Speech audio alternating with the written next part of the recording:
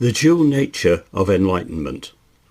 A quick blast of Theosophy by Dave Marsland of Cardiff Theosophical Society.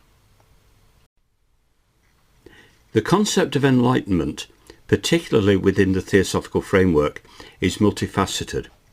It is not solely about achieving a state of higher consciousness or understanding.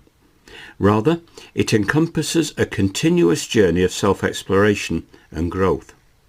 This dual nature of enlightenment, both as a process and a goal, serves to remind practitioners that the path to spiritual awakening is as significant as the destination itself.